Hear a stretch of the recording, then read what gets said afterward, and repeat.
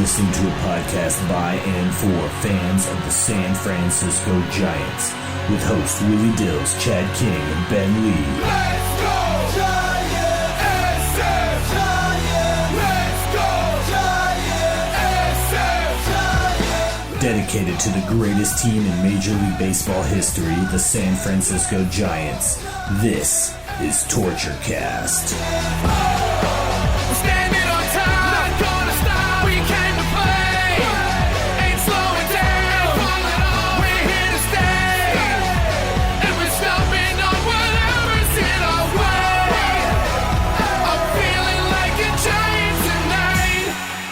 Welcome, everybody, to the Torture Cast, the podcast by and for fans of the San Francisco Giants.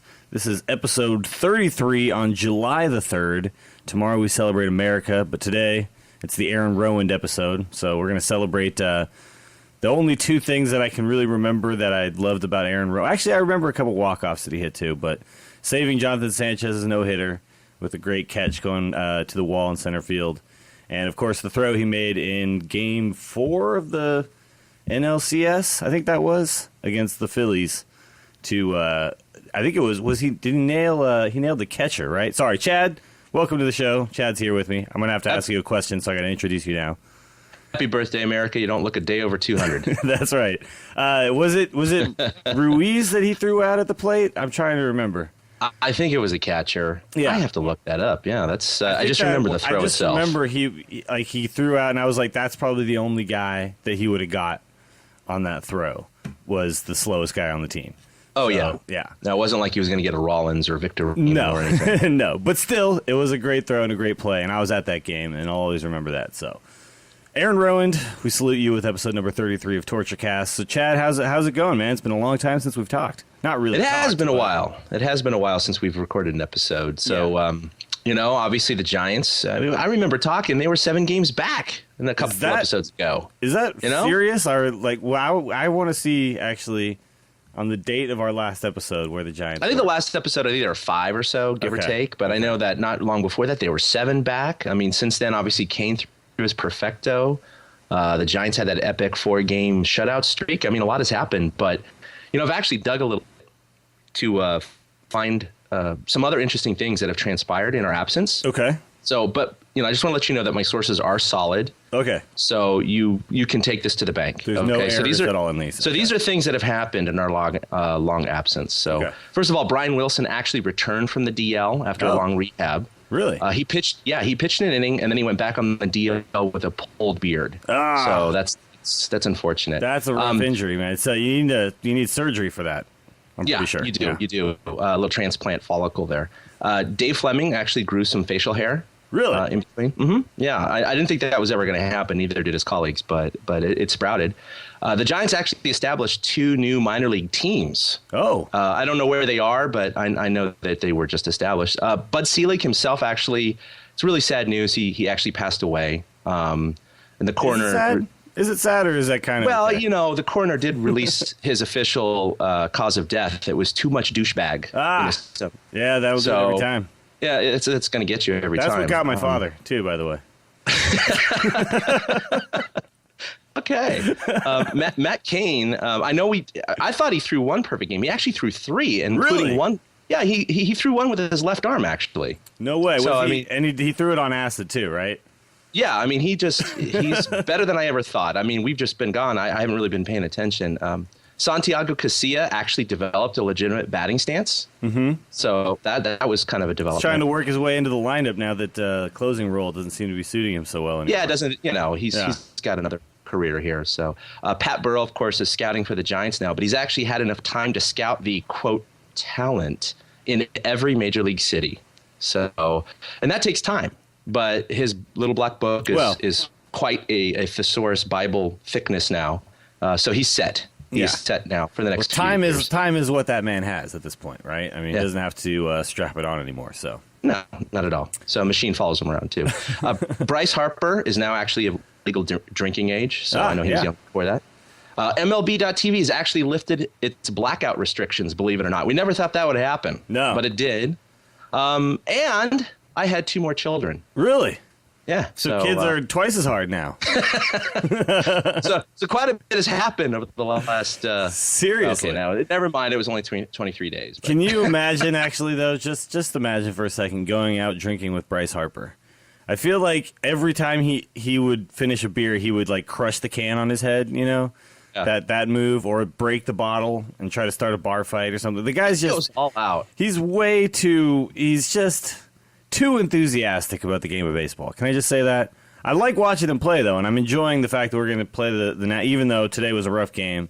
I'm enjoying this series against the Nationals because they're a team we could very well play in the playoffs, the way things are looking. So this is kind of a little bit of a preview here. Of course, that would mean that both teams would have to actually make it to the playoffs, which is not a certainty at this point. But it seems like it could definitely be a playoff matchup. So they're a fun team to watch, and they look really good. And that pitcher who threw for them today not only could hit, but he threw the ball real well. So, and then our guy, of course, not so well. So, yeah, we'll get to the guy we're talking about, who we've probably talked about on this show too. We're probably making you guys sick of it, listening to us talk about Tim Lincecum. I know probably. we talk about him a little too much, but I mean, what are you going to do? I mean, the guy has been our cornerstone for the last 2 or 3 years, our ace. Yeah, and he's worse than a number 4 right now. I mean, he's actually arguably worse than a number 5. Yeah, Tim Lincecum Day used to be the win day, and now it's like certain loss day. So it's really, really, really bad. But let's talk about some of the things that you mentioned in that list. Some of the things that maybe you didn't even mention in that list that happened as well. Giants are in first place. This is pretty good. Watching today's game, the whole intro was the best of the West versus the best of the East, and I was just like, see, this is where we're supposed to be. This feels right. It feels natural, doesn't it? I mean. And again, I know it's been 3 weeks, but we were, I don't know, the last few episodes, you and me and Ben have been kind of like, if to win it all, they need to do this and this and this. But I know there was definitely some feeling inside my intestines that maybe this isn't going to be the year because of Lincecum's struggles and because of the struggles of the offense, because of the meteoric rise of the Dodgers in the beginning of the season. But I guess it has been sort of a regression to the mean. The Dodgers have definitely come back down to earth. Yeah. More than we could have hoped, quite honestly. No, they've actually. They lost 7 or 8 in a row and like 15 skids. out of 18. Yeah, they've absolutely bombed. The Giants have had. They've had a few bumps in the last 4 or 5 games or so. But before that, they were playing like 100 ball for a couple of weeks. So. It's definitely turned around. I think we can only be happy looking at the fact that right now the Dodgers are losing. If this is correct, the Giants lost tonight. So at first, the Giants are still going to be a half game up by the end of tonight, or still a game and a half up. So that's not too bad. In Arizona, they're creeping a little bit, but they're right under 500. So I still don't think they're necessarily a long-term threat unless they kind of go on fire like they did last year. So I don't know. I guess I wouldn't be surprised if Arizona overtakes L.A. at this point because they are without Ethier and Kemp. But yeah, this feels right. The Giants are where they should be. They're on pace for 91 wins with their winning percentage right now, which is kind of where I expected them to be at the beginning of the season. I think we all season opener. We all predicted something around that. I think it was like 89 or something like that was the common prediction. So it seems like they're about where they need to be. And, it's really good to see them actually playing the kind of baseball that we thought they were capable of. Because, the offense was really, really lacking for a good lull there in the middle. A good, month, it seemed like the offense was just really struggling to get it going. And, of course, with Pablo out, we expected that a little bit. But actually, the team did not struggle too bad with Pablo out. And that was actually a surprise. No, it did not at all. So now that he's back, it just feels like everything's kind of clicked while he was away. Now that he's back, you had that bat back in the lineup. And come on, he's the best third baseman in the National League, right? Starting third baseman on the All-Star team. He's clearly got to be the best third baseman. Clearly. Yeah. Very well-deserved spot. But which we'll get to that as well later. But the Giants actually right now in the National League, they have the 5th best batting average in the National League at 262. Only a point behind number 3 and 4. So, they're, for all intents and purposes, pretty much third. In that. They're running a lot more. They're stealing a lot more bases. I think they're third in stolen bases as well. Yeah, they're kind of down in the run department, about 11th. So they haven't been converting all of their average into that. But the Giants are third in stolen bases with 66 behind the Padres at 70 and the Marlins at 74. So this is a very strange sight to see. I'm always used to seeing the Giants down at the very, very bottom of stolen bases. So this is an exciting development this year. It's something we expected, but it's nice to see it actually come to fruition. Yeah, we did talk about this before the season started, that we knew that the Giants were going to be running more. We had more team speed than we've had in a long time. And, it's been really fun to watch them actually take advantage of that. And right now it's like Bochy's just kind of letting these guys go. And everybody's running. So it's a lot of fun to watch. And I'm curious, do you have on-base percentage up there as well? Yes. So on base percentage, the San Francisco Giants are number 7 in the National League at 320. Okay. Leading the league is the Cardinals at 331. So it gives you a barometer there. Yeah. But so that's not too bad. No, I mean, that's better. Considering it's better than their batting average. Their batting average is number 11. I'm sorry, their runs are number 11. Their batting average is number 3. But on base is right there in the middle, a little above that. Their pitching is pretty much right where we expected it. They're number 4 right now. In the National League, and considering the fact that the first 2 weeks of the season, they pretty much had the worst ERA in the league. And you know what? I might actually do this for a blog post. I would be interested to see if I replaced Tim Lincecum's ERA with the average NL starters ERA. And just to see where their team ERA would end up. Yeah. Not remove him entirely, because you can't really do that, because he is one of the 5 starters. But if I were to replace his ERA with the average National League starters ERA, just give us an average 5th starter, right? Yeah, 4.5 or 4.0 ERA. Sure. And just see. I'm sure the ERA would jump up, because they're 0.01 behind the Reds for 3rd, so they're pretty much tied for 3rd. Really. Okay, and then it's the Nationals are in 1st, right? And then Nats at 3-2-1. Yeah. I do not understand this. This is started in the beginning of the year. I thought by the All-Star break they would be in the middle of the pack, and they're not. They are legitimate. They're real. These guys are a real threat. They're 14 games above 500, best record in the National League right now. So. What are you going to say? Yeah, I mean, you're going to say they're a good team, and looks like it's good. Someone's going to have to go through them to take down the championship this year in the National League. So, all right, let's talk about the perfect game. Giants are in first place. We know that. That's great. Part of the reason that we're there is Matt Cain, and let's just briefly, how was the night when you watched the game? Were you at home? Were you watching on TV? Yeah, I was at home watching on TV. I admit I missed the first 3 innings or so dealing with the kids. Yeah. But started watching the game around the 4th or 5th, and I saw that it was no hit. I actually didn't realize it was a perfect game at the time.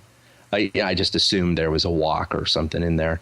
And it was about the 6th or 7th inning, I think. I think it was the 6th inning that one of the podcasters actually mentioned it was a perfect game. And I was like, no shit.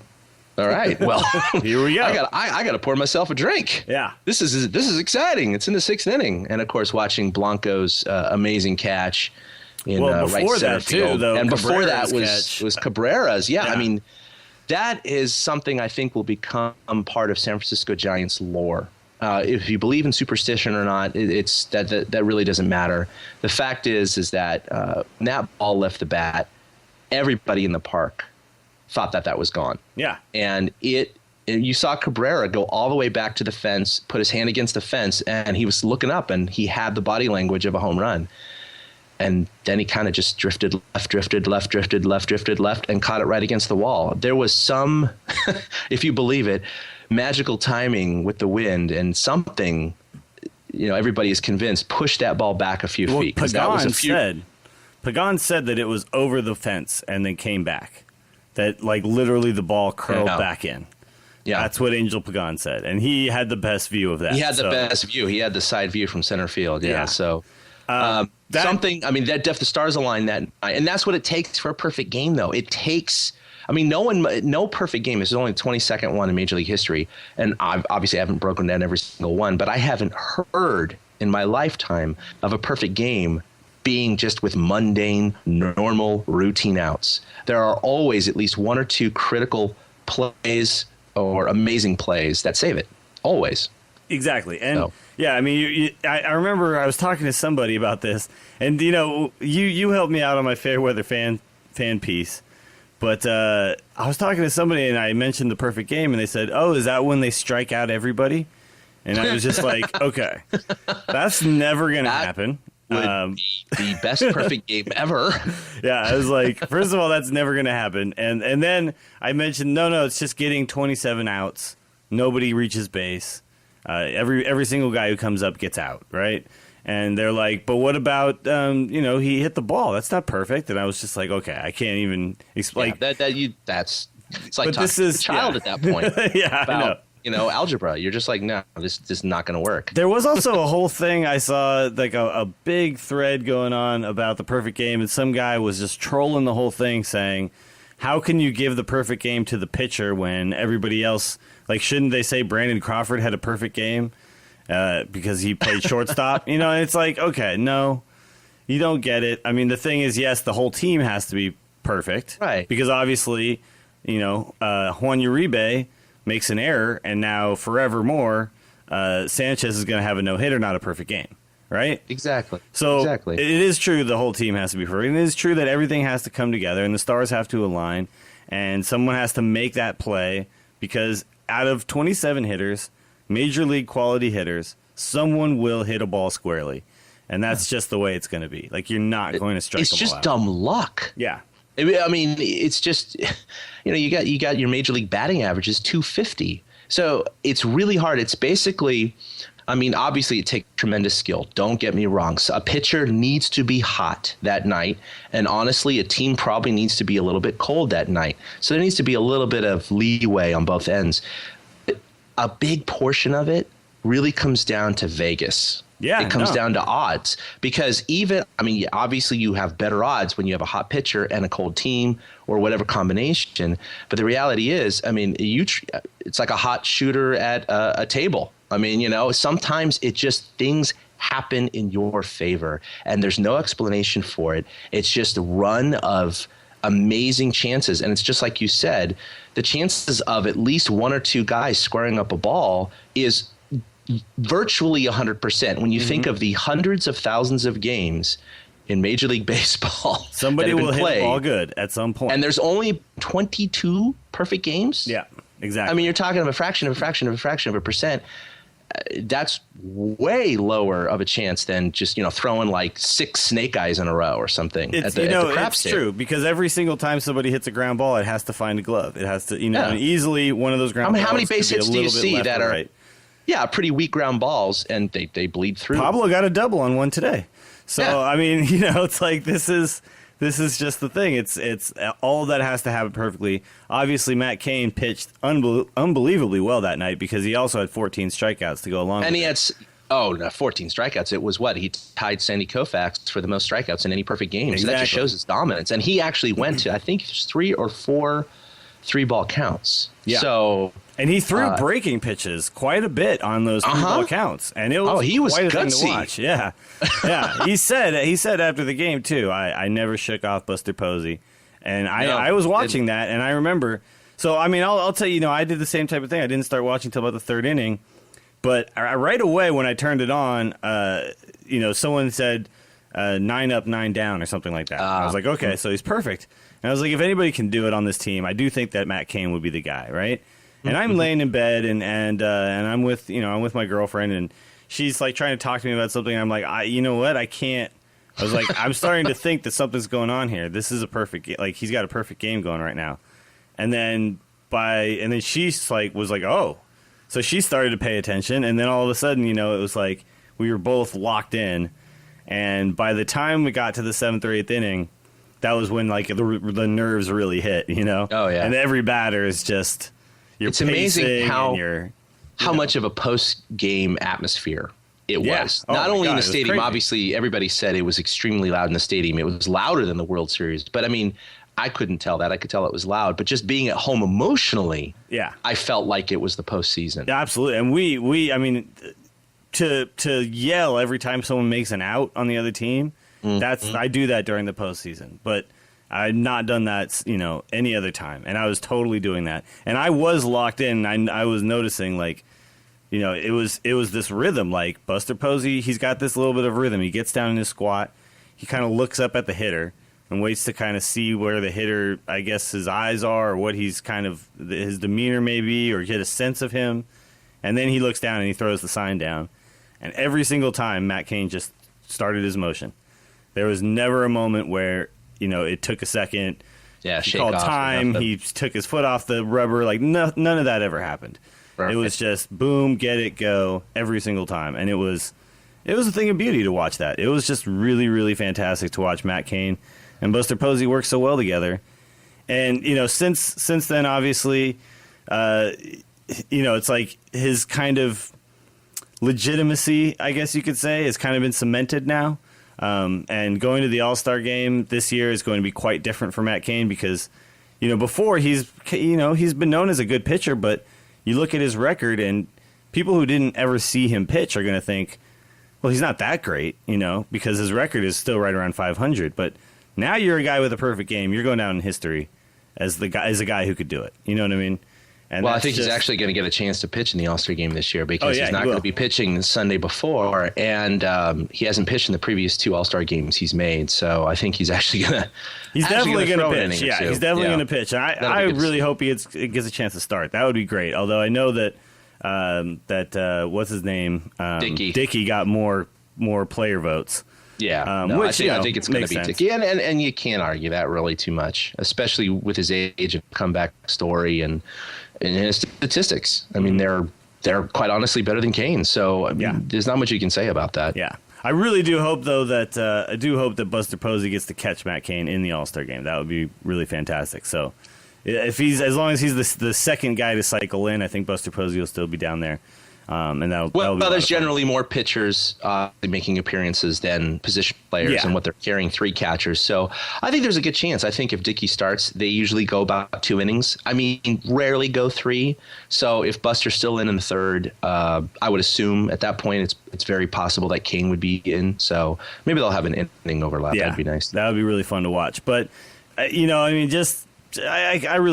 can't stress it enough that like the perfect game was just another in a string of absolutely fantastic memories that the Giants have given the fans in the last 5 years or so. It's just been, think about just since they've opened the new ballpark, what's happened. Did you hear that on KMBR the other day? I did, and it was really interesting to reflect on that. They were talking about the 2002 team, of course, that they were honoring on Sunday at the park, and they were talking about all of the memories in the short 13 years, less than 13 years, that this park is, no, I guess 13 plus, that this park has had. I mean, not only the multiple playoff appearances, 2 World Series, Bonds' home run record, Matt Cain's perfect game. I mean, it goes on and on and on. Yeah. It's pretty incredible how much has happened. Yeah. Well, he had 500 home runs, life, 600 home runs, 700 home runs, all that stuff. Yeah, the no-hitter, Jonathan Sanchez, you still can't, forget that either. Oh. Just unbelievable stuff has happened so far in a very young ballpark. It's kind of crazy to think that we've crammed that much amazing baseball into 13 years basically, and you think about a lot of teams never get moments like this ever. I mean, look at the Pirates. When's the last time something amazing happened with the Pirates? They're actually playing well right now. Like the 70s? No, actually, no. I should say Sid Breen against the Braves, right? Yeah. Sure. But I mean, like they're like, are thinking about like the Kansas City Royals. Like, it's just, it doesn't happen for everybody, and it's really cool to know that our fam and everybody who complains about Brian Sabian. I just want to say, like, what other team is having as much fun watching their team play as we're getting to have? So they're competitive every year. So there's not much you can ask for, more that you can ask for. Yeah, exactly. And let's move on to some other stuff that's happened since the long break of TortureCast, the torturous TortureCast break. That was also fantastic. How you 3 people doing out there? Yeah, exactly. This show? The 4-game shutout streak. Now, here's the thing. We just talked about Lincecum today not pitching well, but he was a member of that streak, And he certainly was. And if you think, and Zeta was as well. Cain was the only guy who wasn't. Cain broke the streak on the first pitch. Yeah, not the first inning or the first batter, the first pitch against the Reds, their leadoff guy. It's like, well, that's enough of that. Yeah. That's like ripping off a Band-Aid, though, I guess. There was no drama to it. You know, they're like, hey, welcome to the San Francisco Giants baseball. So they have a 36-inning scoreless streak, and here's the first pitch of the game. And that inning streak is over. All right, let's move on. I mean, it was just like... Well, that was kind of like after the perfect game, the very next day, I was listening to, it was Barry Zito was going up against the Astros still, right? It was still the Astros? I believe so. The first batter of the game gets a single, and Fleming goes, well, there you go. No perfect game today, you know. And it was just one of those things where it's like, yeah, pretty much. Let's just go ahead and get that out of the way. But I mean, it was really fun to watch the Giants pitch that well for that long. And honestly, this to me is like them just living up to their potential as a full staff. You know, I mean, it's like, no other team can really say they have a full staff of guys who could potentially all go out there and throw a shutout each day. And, of course, it wasn't like they were all complete game shutouts. Bumgarner was the only guy who went all 9, right? Everybody else came out in like the 7th. And then that's right. Well, you know what's funny is, Matt Cain obviously ended that streak. And, they had tied a San Francisco – sorry, I shouldn't say San Francisco, but a Giants record with 36 consecutive innings. They only needed one more inning to break that streak. If you look back to Cain's last game, he actually had only allowed 1 run to the A's in the very first inning of that game, then shut them out all the way until the 9th, and then Santiago Casilla came in, and that's where the A's had the 3-run home run walk-off or whatever it was. That's right, yeah. So if it wasn't for that walk-off, you could have probably added another 8 innings to that shutout streak. So they had, 46 out of 47 innings were shutout balls. So, yeah, I mean, the Giants have been pitching really well as of late, obviously tonight being a pretty big exception. But their pitching's definitely coming around. This is the strength of this team. And if their hitting is mediocre to average, they're going to be just fine. And we were talking about this, too, so me and you just recently went to Salt Lake City, and we drove, 13 hours each way or whatever, so plenty of time to sit around and talk. And we had talked about how right now, at that point when we were leaving, it really did kind of feel like Zito is a loss and Lincecum is a loss every single time they go out, right? Mm-hmm. That's really how it was feeling. And it's like, how can you then be a contending ball club if you have 2 out of your 5 guys not pitching well every single time they go out? And luckily that's not continued to be the case. Zito's actually pitched well again recently. And he's actually gone out there and done, like, we all know, all we want out of this guy is to, maybe give up 3 at the most and go 6, right? If we can do that every time, we'd be pretty damn happy, right? We'd be pretty damn happy. But he's actually exceeded that again. He's starting to kind of get whatever it was he lost. Feels like he might be starting to get that back again. So. Yeah, he had 3 bad starts in a row with over a 10 ERA, and the last 2 starts have been great. Yeah, honestly, exactly. One was a loss. He only gave up 1 run, and of course, the last game was fantastic. So, yeah. So, I mean, I think honestly, like the Giants are exactly where they want to be as far as the starting rotation goes. Let's talk about the position players though, because the Giants are sending three Giants to start on the All-Star team. There's a little bit of a kerfuffle about this from the rest Just a of little baseball. bit. Yeah, from the rest of baseball. Yeah, this is the elephant in the room right now. Yeah, so Pablo Sandoval is going to be the starting third baseman. You got Melky Cabrera actually got the most votes of any outfielder. Then you got Buster Posey actually breaking records in the National League for most votes. Yes. That's crazy. And then you also have Matt Cain also going as well. And you could end up with a couple more guys depending on what happens when people can't go and stuff possible. like that. Mm-hmm. I mean, I would say Vogelsong would be the next most deserving.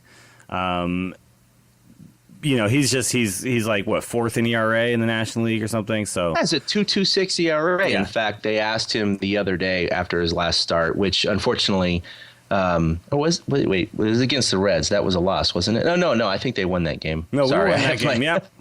I have my games mixed up because they split against the Reds. But they asked him, you kind of bummed about not making the All-Star team because, he really wanted to make the team this year to prove to back it up, right? Yeah. Yeah, exactly. To say that last year wasn't a fluke. Now, look, let's just be honest. There's no way that the players and the coaches in the league think that this is a fluke. They know the guy is good. Yeah, absolutely. They know better than anybody. your They're general the ones fandom. who are getting 2.21 right now. They know. Yeah, exactly. But they asked him. They said, do you have any regrets? Is there any problems? What's wrong with not making the All-Star team? And he's like, I guess I should have pitched better. And it's just great to see him kind of say that. He's not going to call anyone out. He's not going to say that there's flaws in the system or whatever. He's just basically putting it back on himself in kind of a jovial, joking way. Is that, I guess my 2.26 ERA and 8 wins is not good enough for everybody. So I should have pitched better. There you go. Yeah. See, but you know what? That's the kind of answer that I like to hear. Like it's not, I should be there or whatever. No. It's like, if it all is supposed to happen the way it's happening, and if I pitch better, I go, but it's really, really cool to hear that his head is, it makes sense that his head is in that place because of how hard it's been for him to get to the place he's at now, and, how deserving he is at this point to be there, so. And he is, and I think he knows it, and I think everybody else knows it. It's just the fact that it didn't work out. I still could, with a couple injuries and replacements in the next few days. There's going to be people who can't pitch because of Sunday pitching. The Sundays, there's always your last addition of 2, 3, 4 people to each side.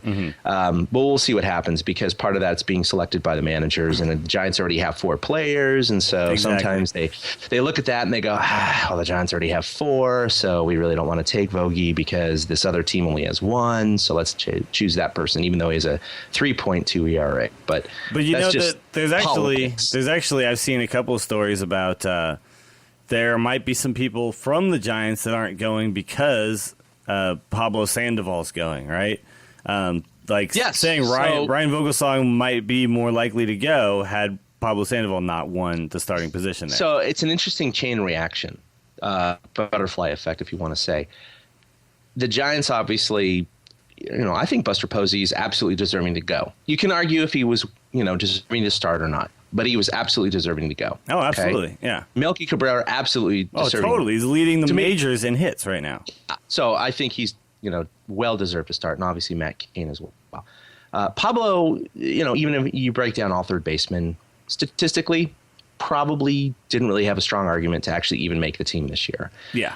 The Giants fans, of course, came out in full force, like I've never seen before. I've never seen it happen before, yeah. This is insane. This is like back in the day when I would see Yankees and Red Sox and other popular players voted in by East Coast bias, and you just sit there and you're just going, son of a bitch. Well, how about stuff like Yao Ming making the starting, like always being the starting center in the NBA All-Star game, even when he was like injured the entire year, right? Things like this would always happen because the fans in China, where there's obviously the most people, would go crazy voting for this stuff. And this is what's going to happen when it's a fan vote, because the fans are going to vote for the name they know, however they know the name, and then a team like the Giants can put together a campaign and push for everybody to vote. And then they make it like you can vote so easily 25 times. You put in whatever you want. Oh, per email address. And how many email addresses can you make if you're really that dedicated? You can make freaking 10 email addresses.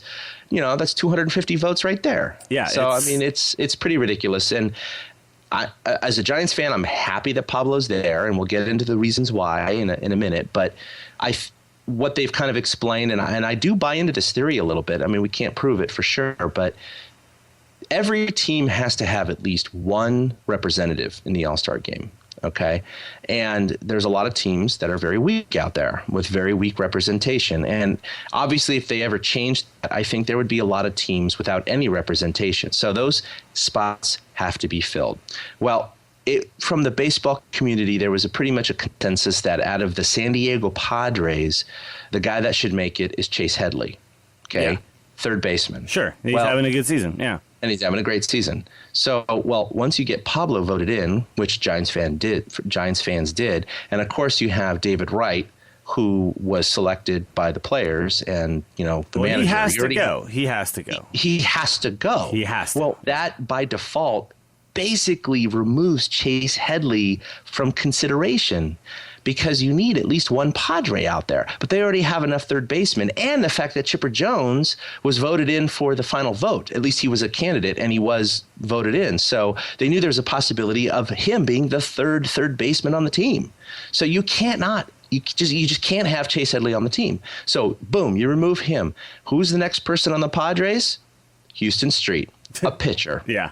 Okay? And that's where the problem starts, is that you've added another pitcher to the team, which removes the possibility of another Giants pitcher going. Yeah. Which, of course, would be Vogelsong.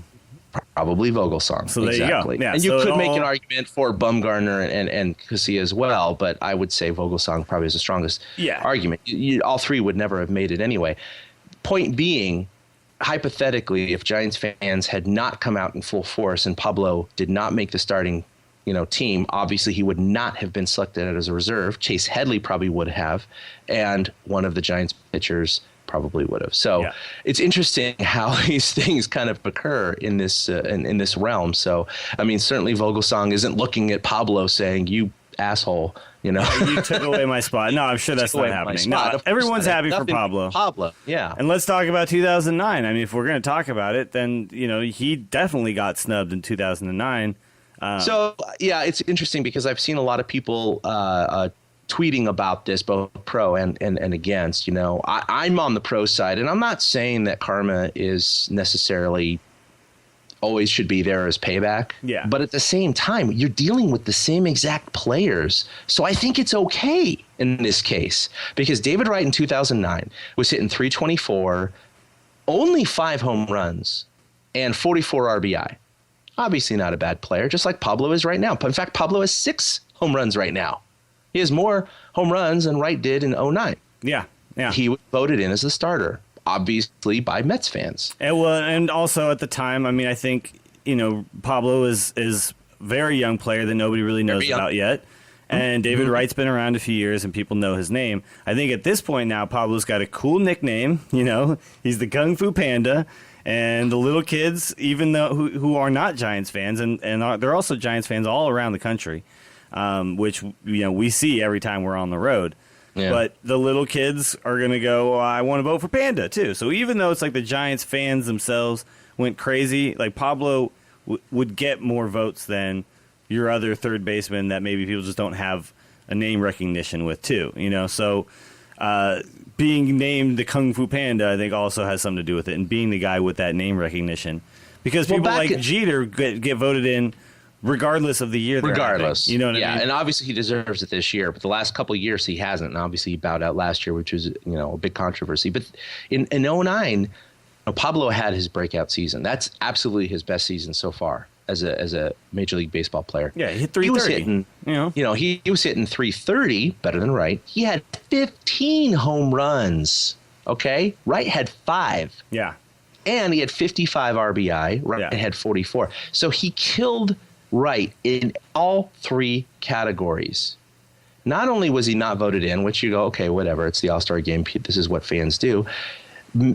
Charlie Manuel didn't even pick him as a reserve. Yeah, exactly. So he was totally off the roster. He was not even there. And the thing is like, yeah, sure, David Wright is not the starter, but he's going to be there. You know what I mean? It's fine. It's not a big deal. And, if we're going to have fans vote, then can we rightly complain when the fans vote? Can we say, like, oh, man, I wish the fans didn't vote?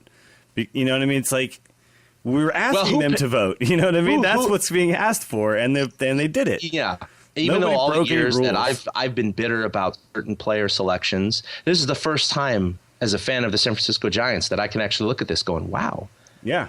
Even though it's a little bit embarrassing, I think it's kind of cool because I've never seen this on the West Coast ever. No, it's very cool. Let alone Giants. It's very cool. I think it's a statement.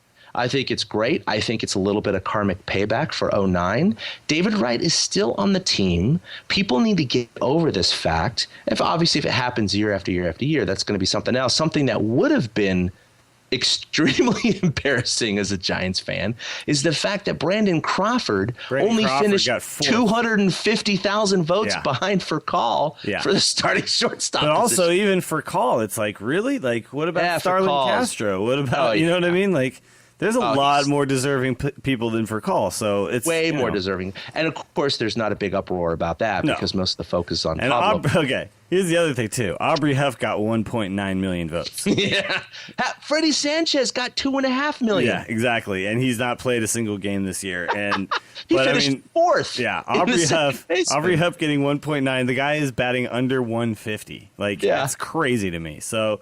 But you know what? It's Giants fans coming out to support their guys. And I don't, I'm sorry. I'm not sorry. I'm a Coxman. Well, the fans pay the players' salaries. So for the people who come out and say, with all the flaws, granted, I believe there are definitely flaws with players or with fans voting, like the undeserving players making it. But you know what? The fans are the ones who are watching the All-Star game. The fans are the ones who are paying their salaries. And they want to see the guy they want to see. So okay. The fans who vote the most, yes, even if they create 10 email addresses and vote 25 times a pop, at least they're the motivated ones and the ones who are going to be watching the All-Star game and paying the money to see this. So in the long run, I think this system has to stick. I love the fact that the players and the coaches and the managers get to choose, quite honestly, the majority of the roster. The fans, the only say they have is the 8 starters and the final vote. So 9 out of the roster's 35 now, I believe. Mm-hmm. Because they expanded it from 25 up to 30 something. So it's only about a third of the team, a third of the roster that the fans are responsible for voting for. Granted, they are the starters, but it's not everybody. Here's okay. So the majority of the team is still voted for by the players. Let's we've probably beaten this to a bloody pulp, but let's just real quickly talk about what type of a plan maybe would work that would take this kind of possibility away. I kind of think that the people who really should be voting are the people who are at the games. And I would like it if only the vote, like no online voting, take away all online voting, and all that counts are those ballots that get handed to you at the game by the ushers. And you drop them in a box, kid, and right? that's it. Yeah, I used to love that. Poking a little hole in there, writing the name of writing my friend's name in the write-in, thinking that was hilarious. Stuff like that. I think if we're going to try to curtail this at all, I don't think you can fully take it away from the fans. But think about the fans who go to games, and they're probably the ones who are most into baseball and know more about it. Obviously, that would hurt teams where there's less attendance. Like the A's would probably never get somebody voted in, but do they really get people voted in anyway in the current system? No. You're gonna get obviously teams with you're gonna get a lot of Yankees, low attendance. You're gonna have people who can't make Major League Baseball games, even if they're out of market because they live in Nebraska, and they're going to complain about, well, wait a minute, why can't I vote just because I'm a Yankees fan or a Giants fan living in Nebraska? Now I can't vote because I can't get to a Major League stadium. Yeah, you're gonna have all those issues. There's definitely going to be that, but I don't think that I don't think that that's a big enough negative. Like when people are complaining about this, that would definitely take away these late surges and 25 votes per person online. Like that stuff is just crazy. It is. Yeah. Do you have an idea of maybe how a better voting system would be? I think they should keep the online thing just because of the convenience, and we live in this digital age. I think you can't go backwards at all to just the paper age. But I do think that it needs to be I'm not an internet guru as far as internet security and all that stuff like that, but I do believe that they should lower it to 1 vote per email address. Sure. If not 1 vote per IP address, if they could track that. I mean, again, I know you can circumvent that. There are people, but there's such a minority of the population that are going to be able to circumvent those restrictions. So I think at least 1 vote per email address would be a pretty good way to curtail this crazy. I mean, Josh Hamilton had 14 million votes. The all-time record. Buster Posey had 7.5 or whatever, the all-time NL record. So clearly you had a lot of Giants fans or Silicon Valley people or whomever that created crap loads of email addresses and voted 25 times. And you know what? That's a little overboard. Yeah, no, it's true. And I think, you're right. Like you can't really take away the online voting in this day and age. But, man can dream. I just think I really like that whole thing of doing it at the ballpark and stuff. It's really fun. So I love that stuff. Yeah. All right, so let's move on. We'll talk about today's game briefly. Lincecum, he had shutout innings, 13 of them in a row, right? And then tonight couldn't get it done. To me, he was just leaving it. Everything was up. It wasn't necessarily. It wasn't. It's kind of he's got this weird thing with control. It's not like when he's got bad control that he's giving up a lot of walks. It's that he's just leaving pitches up, and they're becoming very hittable. And of course, you throw a few walks in there as well, and all those hits hurt.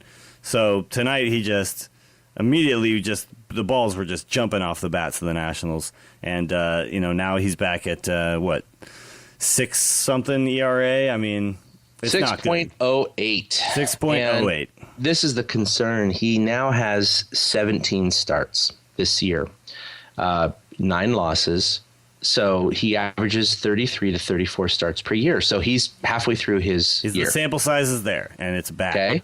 Yeah. So he's 50% done with his starts for the year. Okay. Not necessarily 50% done with his innings pitched, because if he starts pitching better, he's going to pitch more innings. But still, he's halfway through his starts, and he has a 6.080. Who in the hell would have thought that this would have been a possibility? Even if he pitches with a 3.0 ERA the rest of the year, he's going to be somewhere in the mid-4s for the end of the year, which is insane for a Tim Lincecum. If he pitches the way he has been for the entire first half and they don't skip his starts or whatever, he's on pace for 6 wins and 18 losses for a 2-time Cy Young Award winner. That's just for an above 500 playoff contending team. Yeah. It's really a strange anomaly and one that we can't seem to figure out right now. And apparently Barry Bonds knows how to fix it. He's just not coming forward and saying it. Well, Tim Lincecum hasn't asked him yet. So. They were showing all these. I'm sure Barry Bonds could solve all of Lincecum's problems. Yeah. Try a little of this cream here I have. Yeah, exactly. I've got this stuff that works every this is time. to help you locate pretty well. Watching the replays today, I was at a bar with my wife, and we were watching the Giants game. Nursing some beers, and the second inning rolled around. I was, hey, Lincecum's looking pretty good. He's got 13 consecutive scoreless innings, double home run. Yep. I mean, literally right after I said it, my wife was like, you are such a jinx. Clearly, of course, I have control over it. But watching the replay of the home run, especially Espinoza, who hit it, Sanchez lined up way inside. I mean, he hopped over, was on the inside part of the plate. Yeah. And the ball just goes right over the middle. And you see Sanchez's glove literally shift 12 inches. And I'm not joking. 12 inches it was shifting to catch that ball. They showed the replay again from the top, like from behind the backstop, showing down, so you could see the lateral movement again. You see Sanchez hop over to the inside, and then he starts to hop over to the middle of the plate, his glove shifting a good foot over. And, of course, Espinoza just, boom, rakes it out there. And it's just like, man, I don't care about his velocity at this point. He's nowhere near his spots. And he's not hitting his spots. I mean, if he throws that ball inside, Espinoza can't hit it that way. I mean, there's no way. If it would have been physically, he might not have swung. It might have been a ball, but he wouldn't have hit a home run. So, I mean, he is just missing his spots, and he's back to it, and I don't know what the solution is, and I don't think anyone does at this point. No, he's all over the place, and hopefully he gets it worked out. I really think it's time to take a move though, and send just say, hey, sit it out. We got Brad Penny. I see him in the dugout now. Let's throw a start his way. You can't miss him. He's fairly large. But Brad Penny and Tim Lincecum were like best buddies when Brad Penny had his little short stint with the Giants there. And maybe, just watching his big buddy there go out and take his start might just light a fire under his ass, you know what I mean? And maybe he comes back and he just really gets focused. Because if he's just missing his spots, right? To me, a lot of times when a guy, like, it would happen to Jonathan Sanchez all the time. It was like he would just lose focus and just not finish his pitches off, just kind of. He's worried about his motion so much right now. He's not worried about pitching and hitting spots, And you can't pitch that way. You just can't do it. So I think they need to do something about it. And I think they need to pull him out. They got 5 more games, I believe. So I think he's pitching. He's got one more start before. I think he's got one more start before the All-Star break. So, assuming that he's got a bad start next time. I'm for that because they can reset the rotation no matter what after the All-Star game. Exactly. So you throw a Penny out there or something. Yeah, skip that start. Let Brad Penny go out there, and then basically that gives him extra time. That gives him like 2 full starts off almost. Yeah. So that's my idea. I think they should go for it. Let's do some tweet at me, bruh. Right. Go ahead and you start us off. You got a good one here. Yeah, it's not a funny one. It was more kind of a bitter one that Sandy Alderson, he is the New York Mets GM, obviously former Padres and former Athletics GM, being a Mets GM or the Mets GM, he's a little bit bitter about David Wright not being voted into the All-Star game. Sure. So he tweeted just today, quote, All-Star game election of Kung Fu Panda shows the value of a cute nickname. Surprised Giants fan didn't elect a bald dude to start at third base. Yikes. Wow. So, I mean, first of all, I'm kind of surprised that someone of his stature in the organization would come out and actually, burn the Giants like this. It's not going to end well for you. I mean, obviously Mets fans are going to support you, but I think even people who are kind of ambivalent about it, even if you agree, I agree that David Wright should have been starting the All-Star game. But the fact is, you have a freaking general manager, not a fan, a general manager coming out and tweeting this really bitter, statement. Trying to make a joke out of it, and it's just coming across as it's not funny, really, but also it's coming across as just kind of mean. It's just kind of mean-spirited. Like, you don't deserve it. I'm going to knock you down and make it so you don't get to enjoy your All-Star bid. Like, whatever. I don't get it. But I'm just surprised. I mean, as a general manager, not that we would ever fill that role, but I can't imagine ever tweeting out something or even making a public statement like this. Yeah. Even if you were asked by a reporter, hey, do you feel that it's not right that David Wright is not starting the All-Star game? And it'd be like, you know what? The fans spoke, and that's okay. That's what the All-Star game is about. I mean, you got to say something like that. Exactly. You can't turn around and say, my player, because you got to look back at history. How many times does this happen? It happens every year. It happens every year to somebody. So, whatever. Just, and he's on the team. Yeah. He's on the team, so get over it. On the team, yes, totally. And then the whole just like it's just like talking down, like, oh, the Giants fans because of the cute nickname, and they might as well elect a bald dude. It's like, really, dude? Okay, come on, buddy, get over it. He actually, we just spoke about this before. He was actually the GM of the A's when they were a good team. So clearly, he knows what he's doing as a GM. It's just. He does. I don't think he does. I don't think he knows what he's doing with his Twitter account. I think he needs to get a guy to run his tweets through and say, should I do this? There he is. You know what I mean? Yep, that's what he needs. Maybe that's why he's never tweeting. Maybe he's actually does have that guy, and this was like one of the best ones that he ever had. Like, maybe usually he's like really racist or something in his tweets, and the guy's like, nah, dude, don't even do that. Definitely don't do that. We were discussing this before the recording, but yeah, he had 2 tweets today about this issue, the All-Star game. The other one was about how a city of 800,000, being San Francisco, outvoted a city of 8 million. Sure. Well, I think that's a badge of honor. Totally. Quite honestly. But also, though, that means the your Bay Mets, Area, though, too. That means your Mets fans suck. Yeah. It's they also didn't represent. It's the Bay Area, though, which is as an area is an area of million. I mean, it is. Sure, the city itself. He's saying is city. It's like, oh yeah, there's no Giants fans in San Jose. The only reason a city of 2 million. Yeah. The only reason that it's 800,000 people live in San Francisco is because it can't fit anymore. Like, you literally can't put any more people in here. But yeah, 2 tweets today, and those last tweets were 1 week into the season in mid-April. So, he's not active. So I'm sure he's not actually reading all of the funny and sarcastic and quite honestly mean tweets that I saw back at his account. Some of them are very entertaining. I'm going to read a tweet from MLB Jesus, which everybody should follow this MLB Jesus person. It's amazing. But this was right after Matt Cain's perfect game. The tweet is, "Blessed be Matt Cain, blessed be thy San Francisco Giants, amen." And yes, amen. I'm not a religious man, but if I were to pray to any god, it would probably be MLB Jesus. I mean, MLB Jesus, makes a lot of sense if you ask me. So, gonna give him a shout out. He can't play for the New York Yankees because he has facial hair. That's true. That's true. He'd have to cut that. Yeah. That's why he has to tweet about the Giants, dude. He's got to be a Giants fan. There you go. All right, so let's get into the new favorite guy. Chad, what do you got for a new favorite guy this week?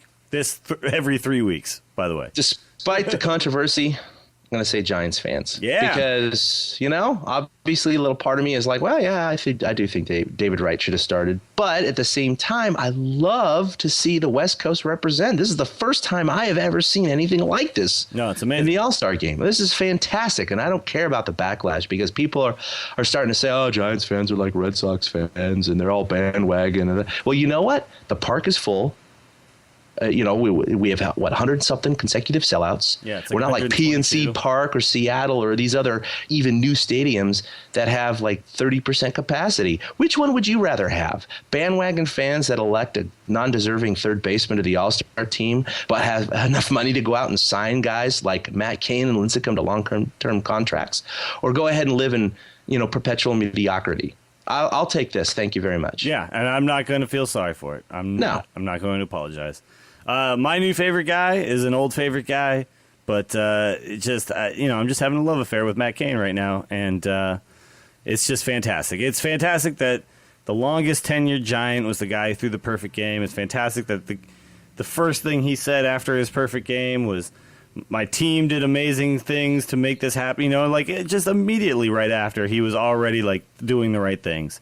And Matt Cain is just one of those guys. It's unbelievable that we as Giants fans get to have this guy for this length of time, and hopefully he's going to end his career here. And I really think that's a strong possibility, because the fans just love this guy, and everybody who's ever played with him loves this guy.